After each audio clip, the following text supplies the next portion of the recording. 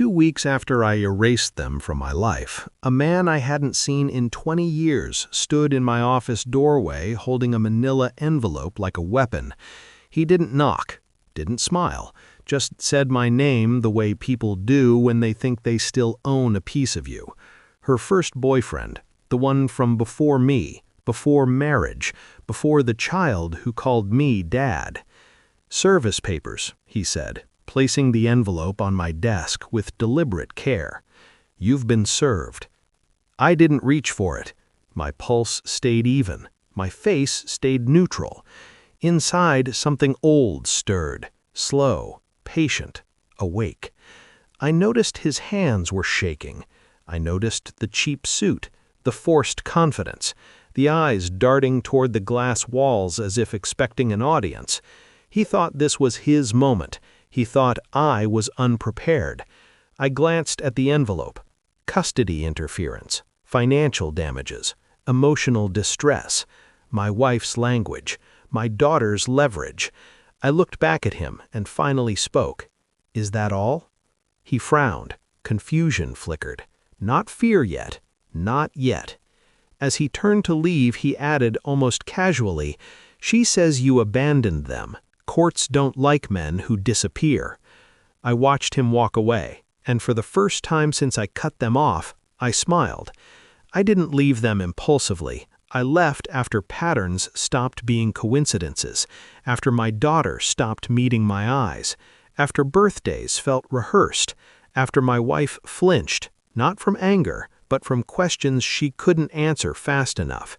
There were gaps in the stories, photos cropped too tightly, old names that resurfaced too often in casual conversation.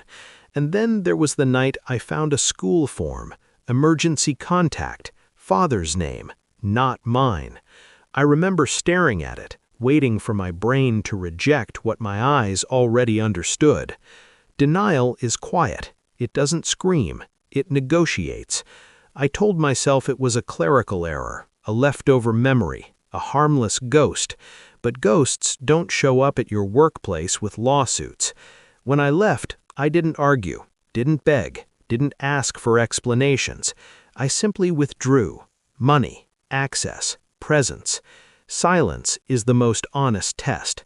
They panicked faster than they confessed. I moved carefully. Phone records first, old numbers, repeated patterns, then school emails, payment histories, who signed what and when. A private lab handled the DNA, discreet, efficient. I paid extra not to rush them. At home, I behaved normally, cooked dinner, helped with homework, smiled when expected. Inside, I was dismantling a life molecule by molecule. I watched how my daughter mirrored his expressions in old photos I found online, the same tilt of the head, the same detached stare. I watched my wife lie without blinking. That was the part that stayed with me. Not the betrayal, the practice. Every day felt heavier, not with sadness, but with precision. I wasn't hunting truth. I was preparing timing. The results arrived on a Tuesday. I read them once, then again. Then I folded the paper neatly and placed it back in the envelope. That evening, I slid it across the table to my wife. No speech, no accusation, just paper. She opened it. Her breath collapsed inward. "No," she whispered. I waited. "She's my daughter," she said. "You raised her." I nodded. "I know." That broke her. She reached for my hand. I pulled it back, not dramatically, just enough. "What do you want?" she asked, already crying. "I wanted the truth," I said. "Now I want distance." She begged. I stayed calm. That terrified her more than anger ever could. The lawsuit never made it to court. I forwarded the DNA results to her ex, along with financial records, timestamps, and a breakdown of how long he'd been used as leverage without knowing it. Then I sent copies to the school, and her parents, and the attorney who drafted the lawsuit.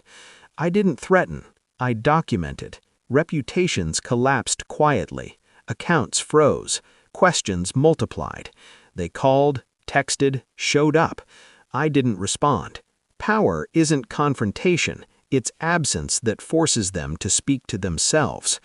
People think revenge is loud. It isn't. It's administrative. I don't hate them. Hate requires investment. What I feel now is clarity. I wasn't discarded. I was miscast. I walked away with my name intact and my reality confirmed. They're still explaining, still pleading, still trapped in the story they wrote. I closed the book, and some endings don't echo. They just stop.